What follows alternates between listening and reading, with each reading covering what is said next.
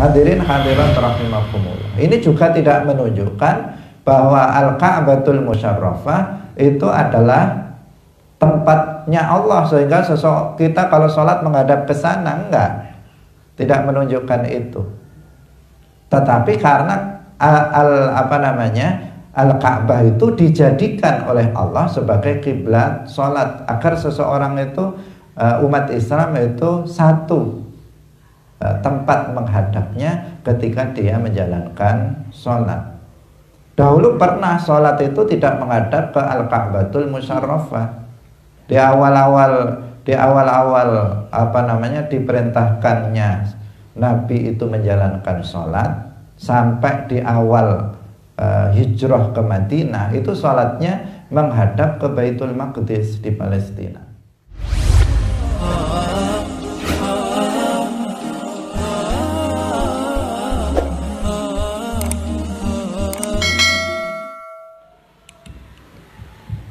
Assalamualaikum warahmatullahi wabarakatuh. Waalaikumsalam warahmatullahi wabarakatuh. Wa kullu ma ata bihi rasulu fahaquhu taslimu wal qabulu imanuna biyawmi akhirin wajab wa kulli ma kana bihi minal ajab khatimatun fi dzikri babil wajibin mimma ala mukallafin min wajibin nabiyuna Muhammadun qad ursila lil alamina rahmatan wa fuddila Abu Abdullah Abdul Muttalib wa Hashimun abdu manafil yantasim wa ummuhu Aminatu Zuhriyah arda'athu Halimatu Sa'diyah mauliduhu bimakkatal aminah wafatuhu biqaibatal madinah atamma qablal wahyi arba'ina wa umruhu qad jawaza sittina wa sab'atun awladuhu faminhumu thalathatun minadh-dhukuri tufhamu Qasim wa Abdullahi wa huwa tayyibu wa tahirun bizaini dhayulaqabu atahu Ibrahimu min sariyah fa ummuhu Mariyatul Qibtiyah wa ghairu Ibrahim min Khadijah hum sittatun fakhud bihim walijah wa arba'un minal inasi tuzkaru ridwanu rabbi lil jami'i yuzkaru Fatimatu Zahra baluha Ali wa ibnahuma Sibtani fadluhum jali Fazainabun wa ba'daha Ruqayyah wa Ummu Kulsumin zakat radiyah an tis'i niswatin wafatul Mustafa khairna fakhtarna nabiyul muqtafa Aisyatun wa Hafsatun wa Saudah Safiyatun Maimunatun wa Ramlah Hindun wa Zainabun Kada Juwairiyah Lil mu'minina ummahatum mardiyah. Hadirin hadirat kaum muslimin muslimat, pemirsa Madu TV rahimakumullah. Alhamdulillah, puji syukur kita sampaikan kepada Allah Subhanahu wa taala. Pada pagi hari ini Allah Subhanahu wa taala kembali mentakdirkan kita, menghendaki kita untuk bisa berkumpul dalam pengajian kitab Aqidatul Awam. Semoga pertemuan kita pada pagi hari ini mendapatkan keberkahan dari Allah Subhanahu wa taala dan kita mendapatkan ilmu yang bermanfaat fid dunya wal akhirah. Amin ya rabbal alamin. Salawat dan salam semoga tetap terlimpahkan kepada Nabi Agung, makhluk yang paling mulia, yaitu Nabi Muhammad sallallahu alaihi wasallam, para keluarganya, sahabatnya, serta seluruh umat Islam yang mengikuti beliau ila yaumil qiyamah. Hadirin hadirat rahimakumullah, pagi hari ini kita akan mengulang materi yang kita pelajari sebelumnya, yaitu perkataan muallif mauliduhu bi Makkatal Aminah wafatuhu bi Thaibatal Madinah. Karena sebagian dari pemirsa itu hasilnya tidak bagus, terputus-putus, sehingga harus kita ulang pada pagi hari ini. Hadirin hadirat rahimakumullah, mari kita ikhlaskan niat kita lillahi ta'ala. Qala al-muallif rahimahullahu ta'ala mauliduhu bi Makkatal Aminah wafatuhu bi Thaibatal Madinah. Mauliduhu utawi panggonan lahire Kanjeng Nabi Muhammad iku bi Makkata ing dalem tanah Makkah al-aminah kang aman. Wafatuhu lan utawi wafate Kanjeng Nabi Muhammad iku bi Thaibatal Madinah ing dalem tanah Thaibah al-Madinah.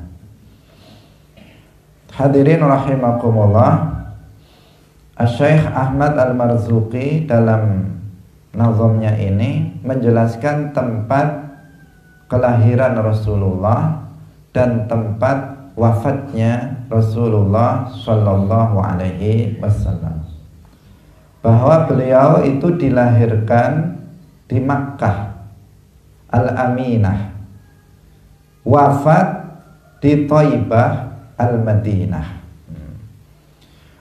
Makkah, kata Makkah itu adalah nama lain dari Bakkah yang disebutkan di dalam Al-Quran. Jadi kata Makkah ini secara lafadz Makkah itu nggak ada dalam Al-Quran, tetapi disebutkan dengan nama Bakkah karena memang nama lain dari Makkah adalah Bakkah. Memang dikenal, bukan hanya disebutkan dalam Al-Quran saja bahwa Makkah itu nama lainnya Bakkah, tetapi memang dikenal secara luas bahwa Bakkah adalah Makkah, Makkah adalah Bakkah.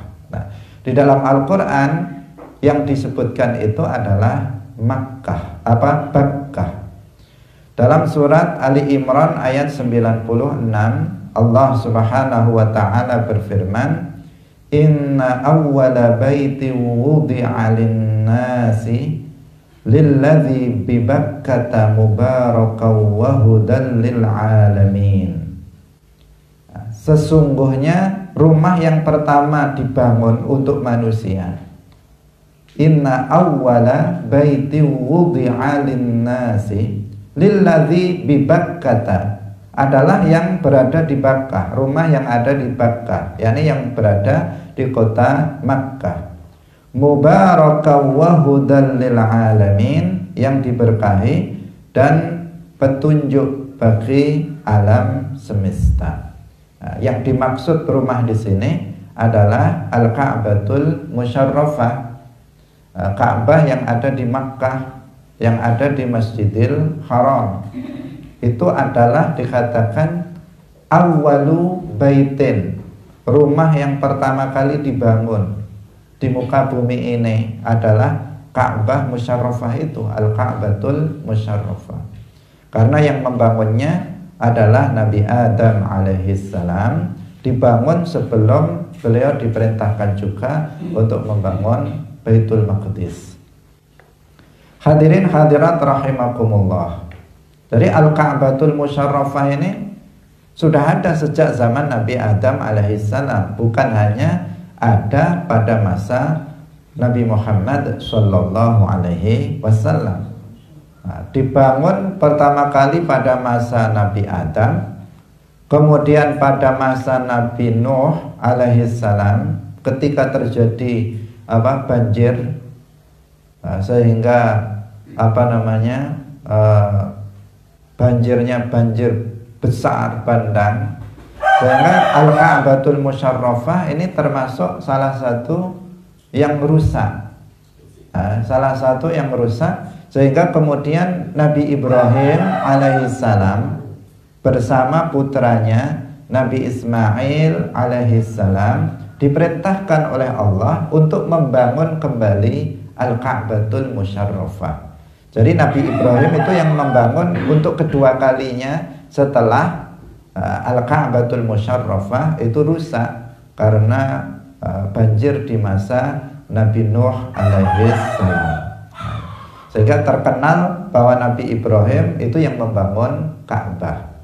Sesungguhnya yang membangun Ka'bah yang pertama adalah Nabi Adam. Nabi Ibrahim adalah yang kedua, bersama putranya Nabi Ismail alaihissalam. Sehingga di sekitar Ka'bah Al-Musyarrafah itu ada asar-asar dari Nabi Ibrahim dan juga dari Nabi Ismail alaihissalam, sehingga ada yang disebut dengan Maqam Ibrahim, tempat berdirinya Nabi Ibrahim ketika beliau membangun Al-Ka'batul Musyarrafah. Juga ada Hijr Ismail di sana, dan di sekitar sana juga ada asar-asar yang lain yang berkaitan dengan Nabi Ibrahim, Nabi Ismail alaihissalam. Karena apa? Karena Nabi Ibrahim dan juga putranya Nabi Ismail itu yang membangun Al-Ka'batul Musyarrafah yang kedua kalinya setelah rusak pada zaman Nabi Nuh. Sebelumnya sudah dibangun oleh Nabi Adam alaihissalam. Kemudian juga dibangun juga pada masa Rasulullah sallallahu alaihi wasallam. Ketika itu juga mengalami kerusakan pada masa Nabi Muhammad, sebelum Nabi Muhammad diangkat menjadi seorang nabi, yang ketika itu terjadi persengketaan di antara kabilah-kabilah Arab tentang siapa yang berhak untuk meletakkan Al-Hajarul Aswad di tempatnya. Maka ketika itu kemudian disepakati bahwa yang pertama kali yang berhak untuk meletakkan Al-Hajarul Aswad di tempatnya adalah orang yang pertama kali masuk ke Masjidil Haram. Dan ternyata diketahui ketika itu yang masuk pertama kali adalah Nabi Muhammad sallallahu alaihi wasallam. Sebelum diangkat menjadi nabi masih muda. Akhirnya ditunjuklah Nabi Muhammad. Kemudian dengan hikmah, dengan kebijakan yang luar biasa dari Nabi Muhammad, beliau kemudian mengangkat itu tidak sendirian. Itu karena apa? Sebagai bentuk kepemimpinan dan keadilan dari Nabi Muhammad SAW sejak beliau masih muda beliau. Beliau menggunakan kain untuk mengangkat itu, yang kemudian setiap pemimpin dari kabilah Arab itu dipersilahkan untuk ikut serta mengangkatnya. Itu yang kemudian memberikan menyelesaikan persengketaan di antara kabilah-kabilah Arab ketika itu, yaitu Nabi Muhammad SAW. Jadi ini tentang apa? Tentang Al-Ka'batu Al-Musyarrafah yang dikatakan dalam ayat ini sebagai awwalu baitin wudi'a linnas. Hadirin hadirat rahimakumullah. Tetapi perlu dipahami bahwa Al-Bait di sini, Al-Ka'batul Musyarrafah, disebut juga dengan Baitullah, bukan artinya bahwa itu adalah rumahnya Allah. Bukan artinya apa? Itu adalah rumahnya Allah, sudah dibangun sejak zaman Nabi Adam, kemudian Nabi Ibrahim dari awal. Bahwa itu disebut sebagai Baitullah, artinya bukan rumah tempat tinggalnya Allah, bukan. Karena kita meyakini bahwa Allah Subhanahu wa ta'ala itu ada tanpa tempat. Tempat itu adalah makhluk. Sebelum tempat itu diciptakan, Allah ada tanpa tempat. Maka setelah terciptanya tempat, Allah tidak berubah, tetap ada tanpa tempat. Sebagaimana yang dikatakan oleh Sayyiduna Ali bin Abi Thalib karramallahu wajhah, kana Allahu wala makan wa huwal ana ala ma alaihi kan.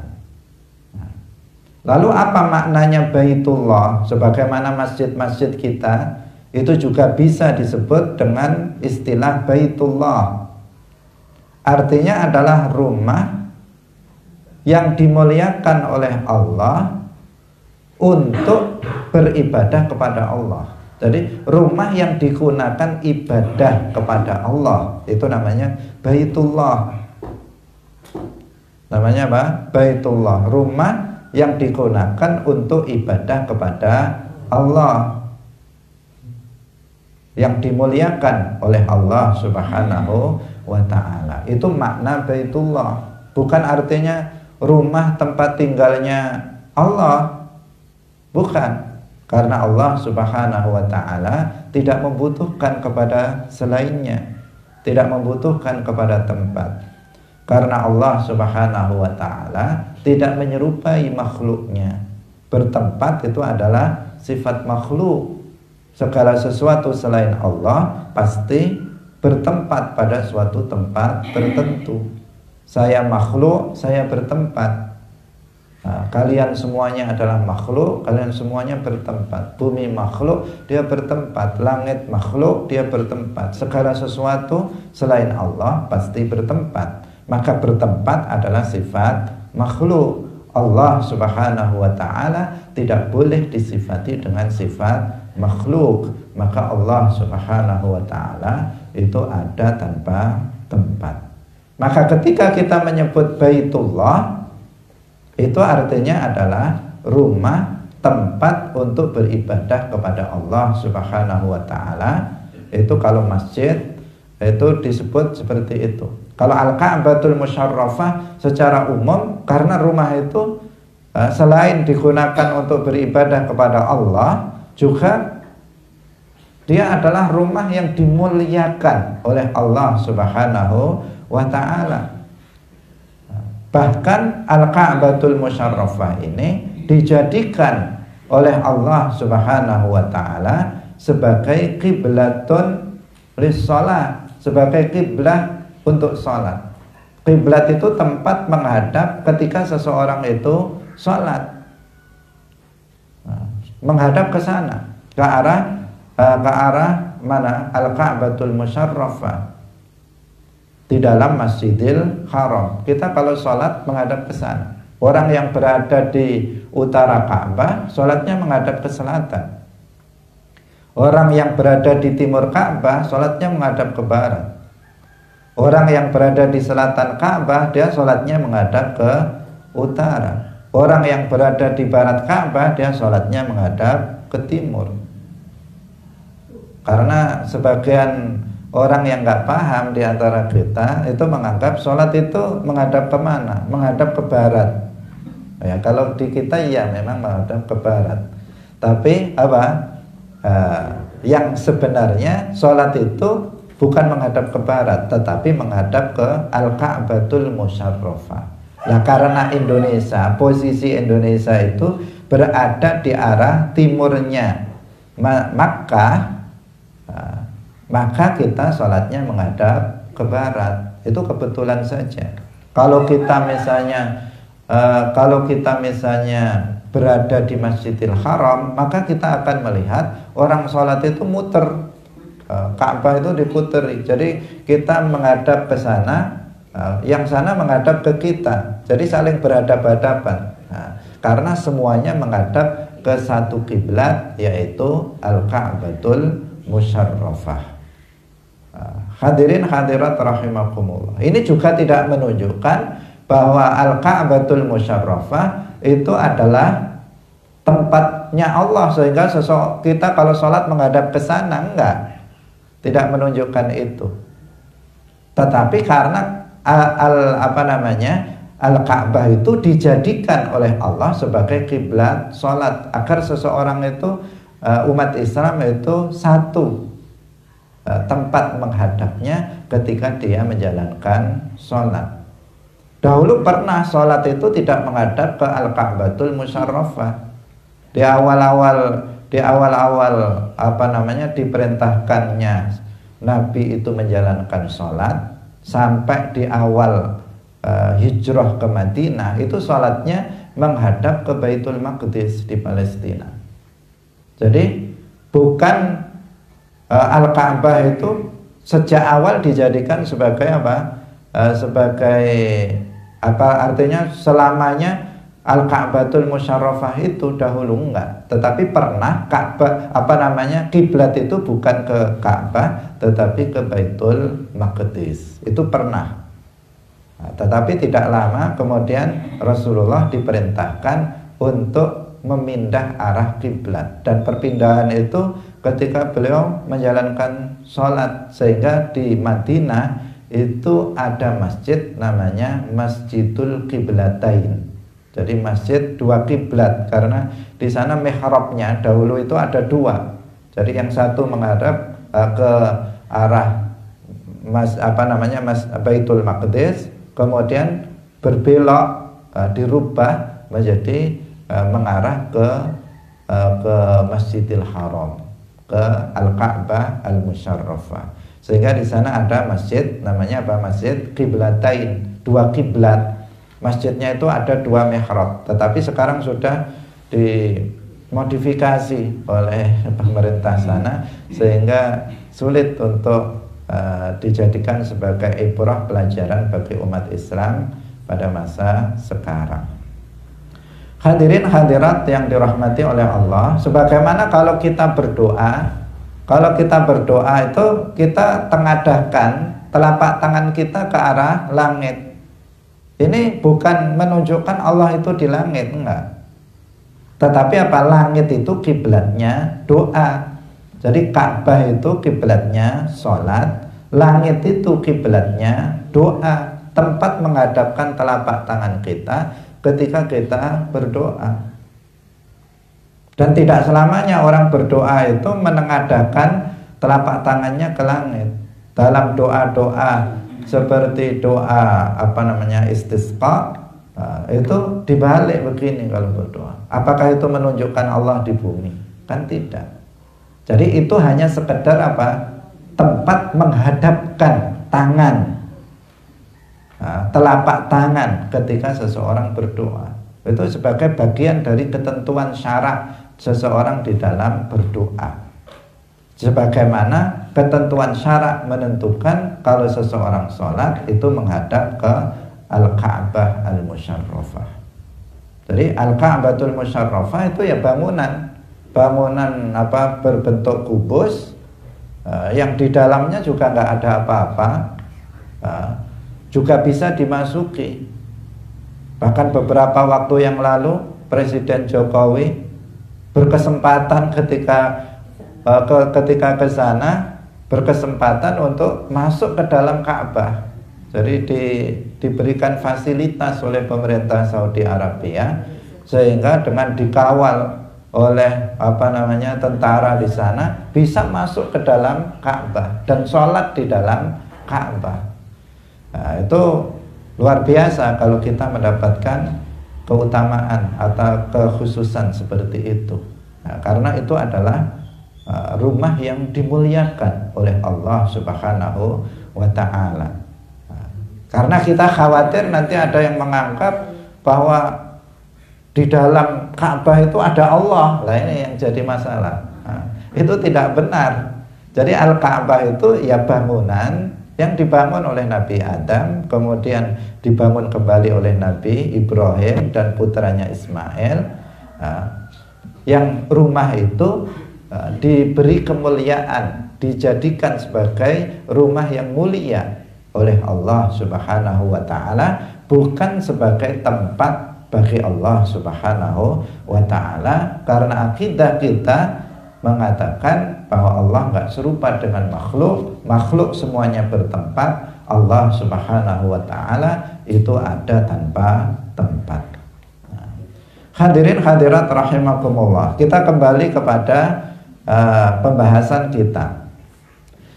Di sini dikatakan dalam ayat ini adalah inna awwala baiti wudi'a lin-nasi lalladzi bi Bakkah. Bakkah itu adalah Makkah. Makkah itu adalah tempat kelahiran Rasulullah Shallallahu Alaihi Wasallam, sebagaimana disebutkan di sini mauliduhu bi Makkatal Aminah. Kemudian setelah muallif Syekh Ahmad Al-Marzuqi menyebutkan Makkah, beliau mensifatinya dengan Al-Aminah. Ini juga bukan tanpa dasar, ada dasarnya. Di dalam Al-Quran, Nabi Ibrahim alaihissalam itu mendoakan Makkah dengan keamanan. Allah Subhanahu wa Ta'ala dalam surat Al-Baqarah ayat 126 berfirman, wa idz qala Ibrahimu rabbi ij'al hadza baladan aminan warzuq ahlahu minas samarati man amana minhum billahi wal yaumil akhir. Jadi Makkah dahulu itu kan gersang, ya, gersang. Sekarang Makkah itu menjadi kota yang luar biasa. Dahulu itu kan hanya pegunungan. Di Arab sana itu pegunungannya itu bukan pegunungan seperti di daerah kita. Kalau pegunungan di daerah kita itu kan indah, kemudian banyak tumbuh-tumbuhan hijau seperti itu. Itu kalau di tempat kita. Makanya orang banyak kalau rekreasi itu apa? Ke pegunungan-pegunungan. Karena apa? Pemandangannya yang indah. Tetapi di sana itu pegunungan itu pegunungan batu. Jadi nggak ada pohon-pohonnya, itu nggak ada, hanya batu saja. Undukan batu-batu yang keras, yang padat. Seperti itu.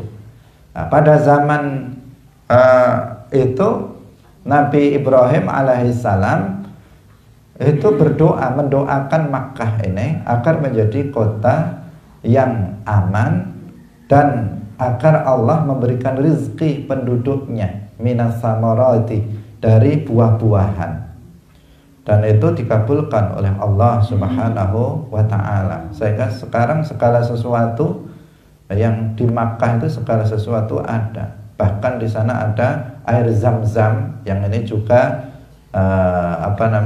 terkait dengan kisah Nabi Ibrahim, Hajar dan putranya Ismail alaihissalam, yang itu sumur itu sudah diambil setiap hari itu berapa kubik liter air setiap hari dan dibawa ke seluruh dunia, apalagi kalau musim haji, setiap hari itu, tapi nggak pernah nggak pernah habis airnya itu sampai pada masa sekarang, padahal di tanah di tanah yang gersang ketika itu, tapi sampai sekarang sumur itu nggak pernah habis meskipun setiap hari berapa liter saja atau ton liter yang diambil untuk kemudian dibawa ke seluruh dunia, bukan hanya untuk warga Makkah saja tetapi juga untuk warga dunia.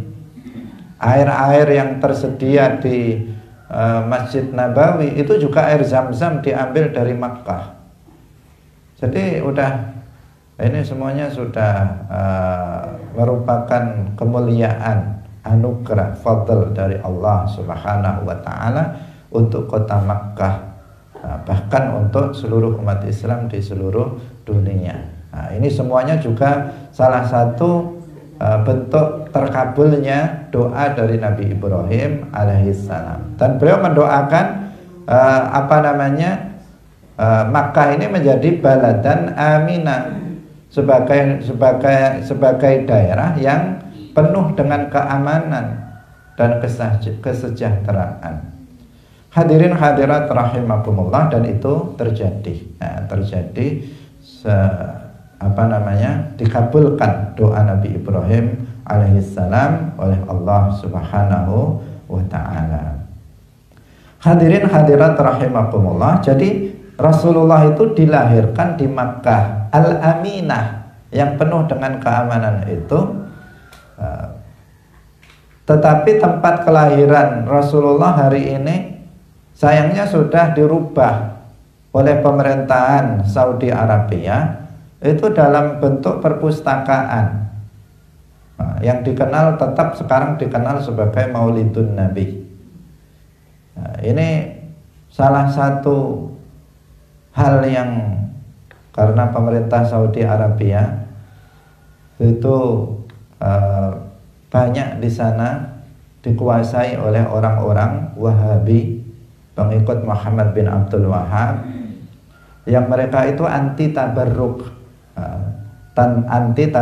Tabarruk itu ngalap berkah dengan athar dari Rasulullah Shallallahu Alaihi Wasallam, itu namanya tabarruk.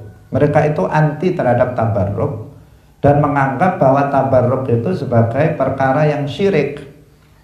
Makanya athar-athar Rasulullah yang ada di Makkah maupun di Madinah itu banyak yang dihilangkan, banyak yang diratakan dengan tanah, banyak yang kemudian tidak lagi dipelihara sebagaimana mestinya. Padahal athar itu peninggalan yang terkait dengan Nabi Muhammad. Ini kan sangat penting, sangat penting bagi umat Islam.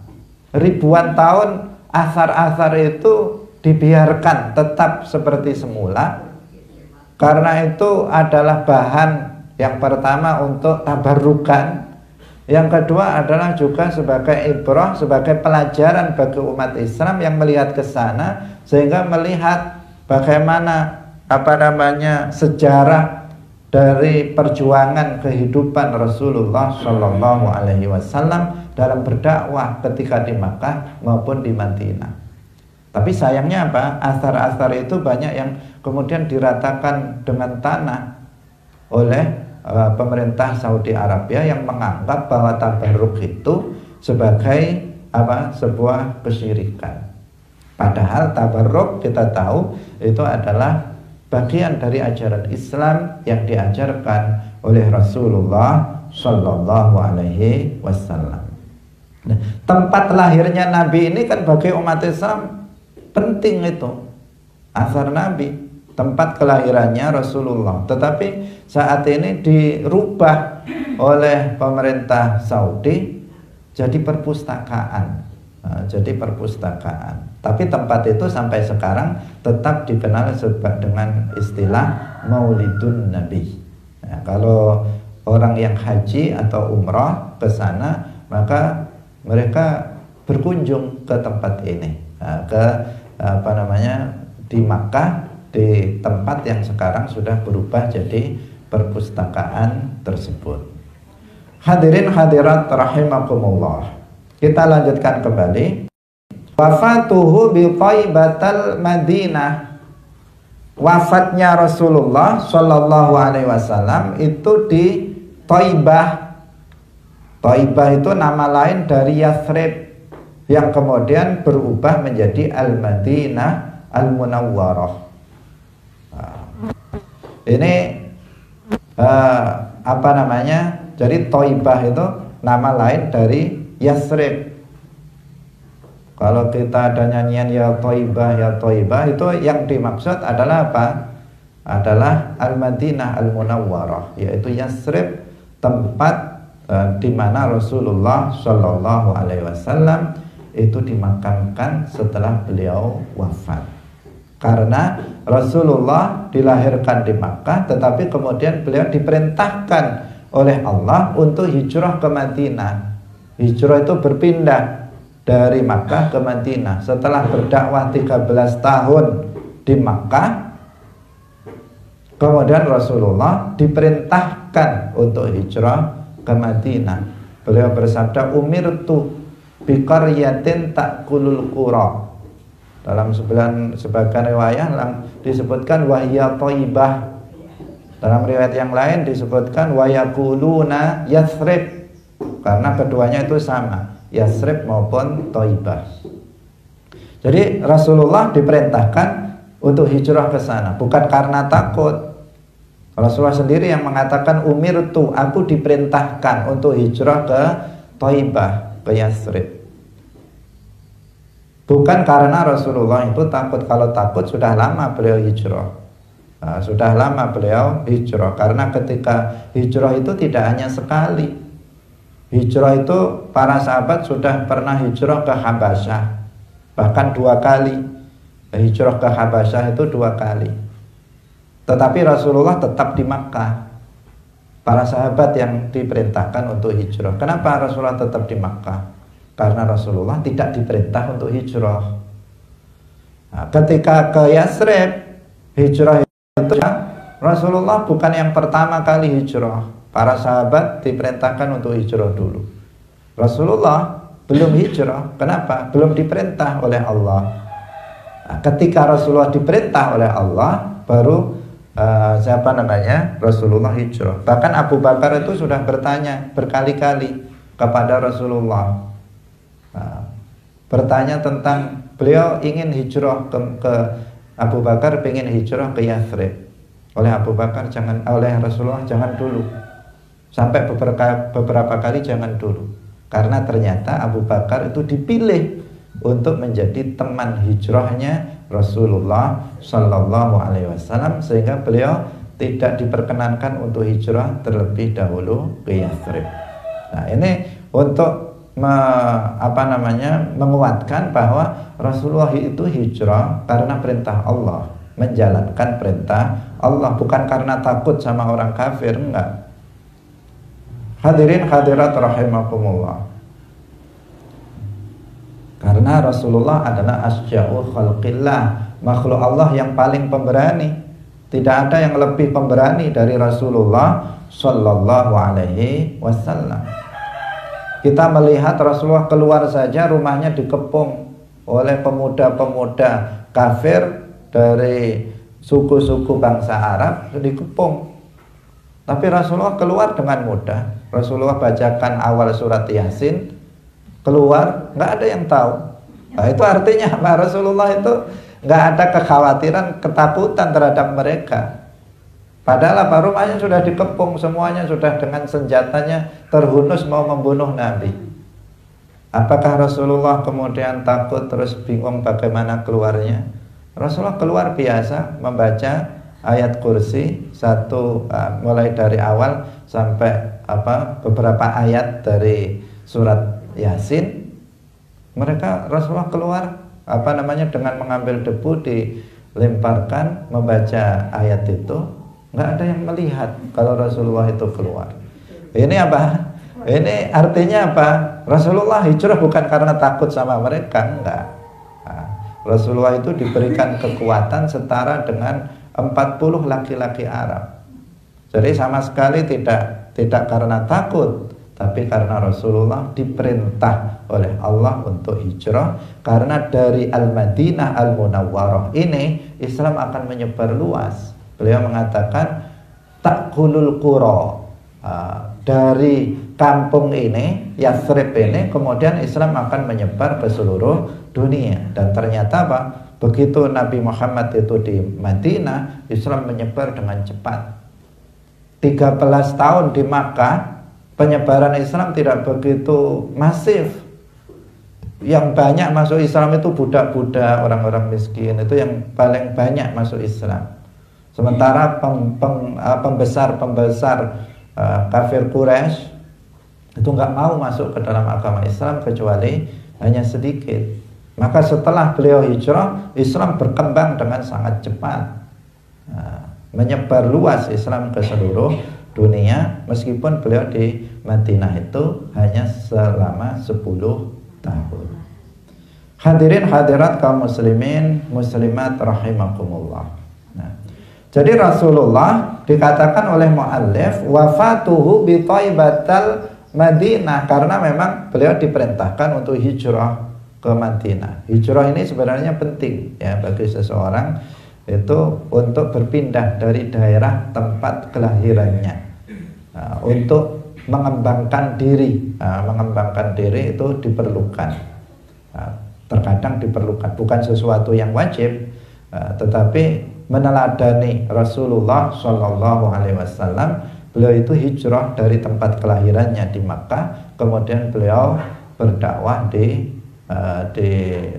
Thaibah, di Al-Madinah Al-Munawwarah. Hadirin hadirat kaum muslimin muslimat pemirsa yang dirahmati oleh Allah Subhanahu wa taala. Rasulullah wafat di Madinah, tepatnya itu di Hujratus Sayyidah Aisyah, di kamar Sayyidah Aisyah, istri beliau. Ketika beliau itu sakit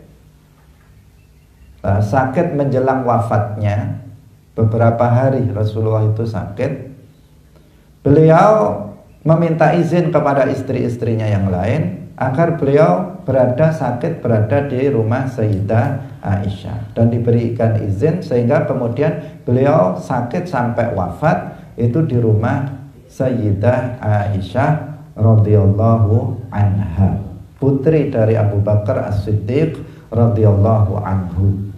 Karena beliau itu wafatnya itu di tempat itu, maka beliau dikuburkan di tempat itu pula. Karena sesuai dengan hadis Rasulullah Shallallahu Alaihi Wasallam, al-anbiya'u yudfanuna haitsu yamutun. Para nabi itu dimakamkan, dikuburkan di tempat mereka meninggal dunia, tidak dipindahkan ke tempat lain.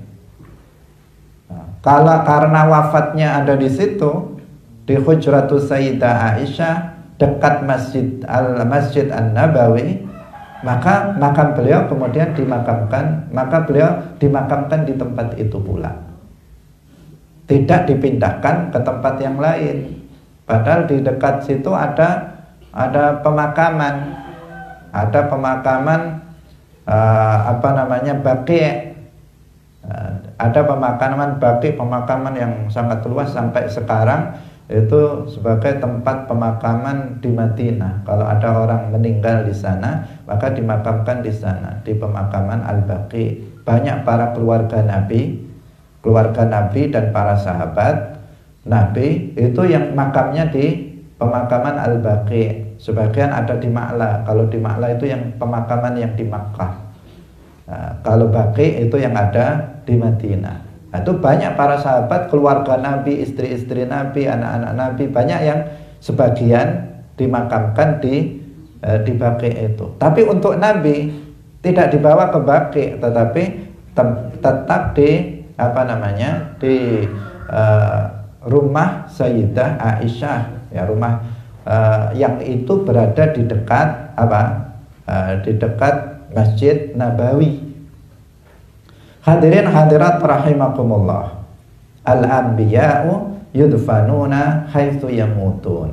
Nah, kemudian berikutnya ketika Sayyiduna Abi Bakar As-Siddiq radhiyallahu anhu wafat, beliau pun dimakamkan di tempat itu juga.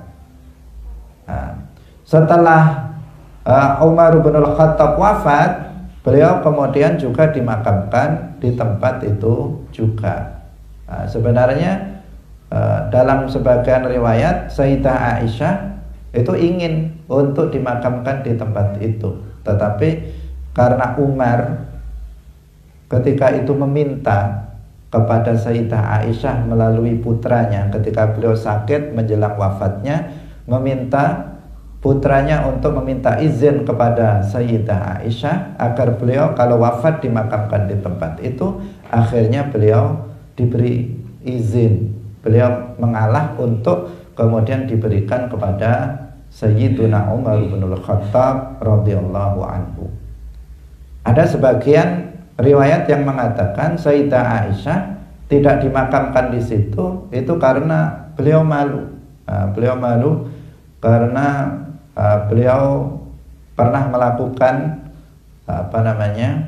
keluar pada masa Sayyidina Ali bin Abi Thalib radhiyallahu anhu.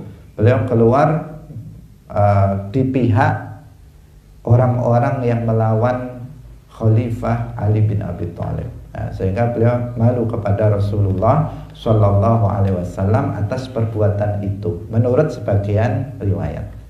Nah, sebagian riwayat yang lain yang mengatakan beliau tidak di situ karena apa? Ya karena tempatnya sudah tidak mencukupi, karena tempat yang beliau inginkan untuk beliau dimakamkan di situ sudah diberikan kepada Sayyiduna Umar bin Al-Khattab radhiyallahu anhu. Nah, hadirin rahimakumullah, sehingga di Masjid Nabawi sekarang itu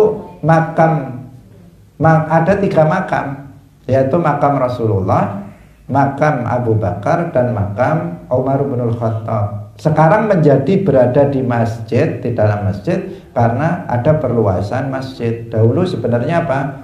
Tidak berada di dalam masjid, berada di luar masjid. Tetapi karena dilakukan perluasan sehingga makam Nabi itu berada di dalam masjid. Hadirin hadirat rahimakumullah.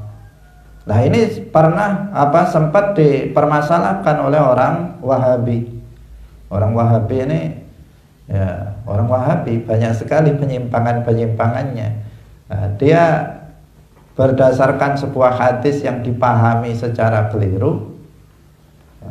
Mereka tidak menghendaki di dalam masjid itu ada makam, ada kuburan. Ada kuburan karena ada sebuah hadis yang secara zahir itu mengatakan bahwa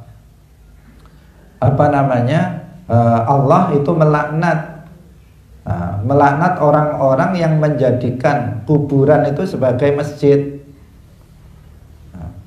Sehingga karena di dalam Masjid Nabawi itu ada makam, itu sesuaikan dengan hadis itu, sehingga pernah orang Wahabi itu berniat untuk memindahkan makam Nabi, dikeluarkan dari Masjid Nabawi. Itu pernah, tetapi kemudian tidak jadi karena mendapatkan tentu protes dari umat Islam seluruh dunia, termasuk diantaranya adalah dari Indonesia. Dari Indonesia para kiai diantaranya Kiai Haji Abdul Wahab Hasbuwah, pendiri NU, murid dari Mbah Hashim Asy'ari, ini yang diperintahkan oleh para kiai untuk ke Makkah, ke Madinah sana, ke Saudi Arabia. Pertama, salah satunya adalah menuntut kebebasan bermadhab, kemudian juga tentang masalah makam Rasulullah Shallallahu Alaihi Wasallam. Nah, sehingga tetap makam Nabi sampai sekarang itu berada di dalam masjid, dan itu tidak masalah, tidak ada masalah. Di masjid-masjid kita itu sebagian juga di dalamnya ada makam. Apa hukumnya sholat berada di dalam masjid yang ada kuburannya. Para ulama menjelaskan jika ada satirnya, ada penutupnya, maka nggak ada masalah, bukan haram, juga bukan makruh.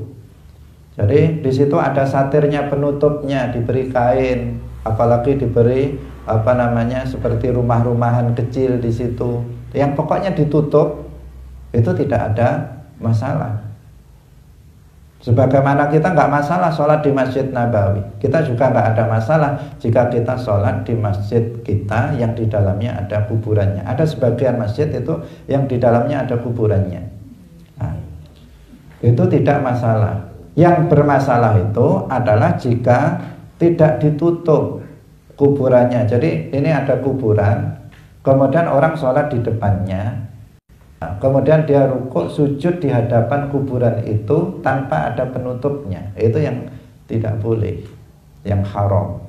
Tetapi kalau di depannya itu ada penutupnya, maka itu namanya itu tidak masalah. Nah, bagaimana seseorang bisa menghindari dari menghadap kuburan? Kalau kita sholat di sini saja misalnya, itu kalau diteruskan ke barat, nanti nabrak kuburan juga di sana. Artinya kalau ada tutupnya, ya nggak ada masalah. Jadi bukan sesuatu yang diharamkan, bukan sesuatu yang diharamkan. Hadirin hadirat rahimakumullah. Tetapi karena pendeknya pemahaman orang Wahabi, maka menjadikan mereka menerapkan hadis tidak pada tempatnya. Maka kita harus dalam memahami hadis itu mengikuti pemahaman dari para ulama. Hadirin hadirat rahimakumullah. Nah, Makkah dan Madinah ini menjadi tanah yang mulia. Karena Makkah itu diantaranya disebabkan karena di situ tempat kelahiran Rasulullah Shallallahu Alaihi Wasallam. Madinah menjadi tempat tanah yang mulia juga karena di situ ada makam Rasulullah Shallallahu Alaihi Wasallam. Makkah dan Madinah ini disebut sebagai dua tanah haram.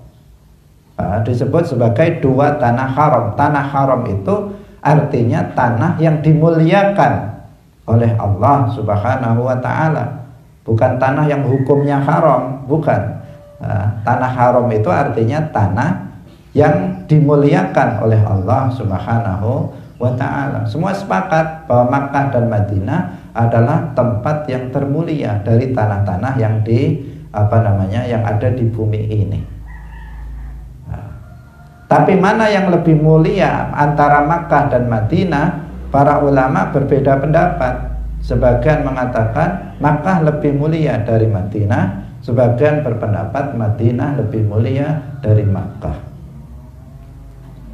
Tetapi seluruh ulama sepakat bahwa tanah yang digunakan untuk menguburkan Rasulullah Shallallahu Alaihi Wasallam itu adalah tanah yang termulia. Jadi bukan Madinah secara umum, tetapi khusus untuk tanah yang digunakan untuk untuk menguburkan jasad mulia Rasulullah, itu adalah tanah yang termulia. Karena apa? Bersambung dengan makhluk termulia, yaitu Nabi Muhammad Sallallahu Alaihi Wasallam. Sehingga tanahnya pun itu menjadi tanah yang termulia. Karena Rasulullah sebagaimana telah kita sampaikan, seluruh yang berkaitan dengan beliau itu barokah, penuh dengan keberkahan. Apapun itu, bahkan keringat Rasulullah itu mubarak, penuh dengan keberkahan. Bahkan air kencing Rasulullah itu penuh dengan keberkahan. Rambut Rasulullah, kuku Rasulullah, semua yang berkaitan dengan Rasulullah itu penuh dengan keberkahan, sehingga umat Islam itu bertabarruk dengan asar-asar itu. Allah yang menciptakan keberkahan, tetapi dengan sebab asar Rasulullah Shallallahu Alaihi Wasallam. Dan kita disunnahkan untuk berziarah ke makam Rasulullah Shallallahu Alaihi Wasallam.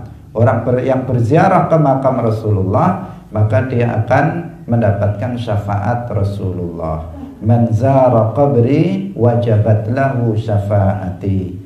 Barang siapa yang berziarah ke kuburanku, maka dia pasti akan wajib mendapatkan syafaatku. Ada kesalahan tulis dalam buku ini, tertulis dalam makna hadis man zara qabri wajabat lahu syafaati, tertulis wajib baginya surga. Yang benar adalah wajib baginya syafaatku. Meskipun seseorang yang mendapatkan syafaat, maka dia akan masuk ke dalam surga.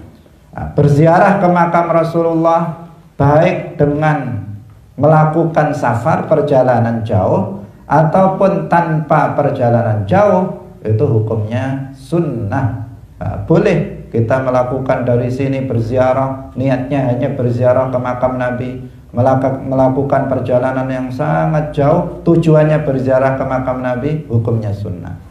Atau penduduk Madinah yang ada di situ berziarah ke makam Nabi tanpa safar, itu juga hukumnya sunnah. Ini perlu ditekankan karena Wahabi lagi, pengikut Ibnu Taimiyah, itu apa? Mengharamkan melakukan perjalanan jauh untuk berziarah ke makam Nabi. Dengan laki-laki yang memahami hadis secara keliru. Hadis itu konteksnya tentang masjid digunakan secara umum, akhirnya salah dalam memahaminya. Lain kali insya Allah kita jelaskan lebih rinci masalah ini karena waktunya sudah habis. Barakallahu fikum, wallahul muwaffiq ila aqwamit thoriq. Wassalamualaikum warahmatullahi wabarakatuh.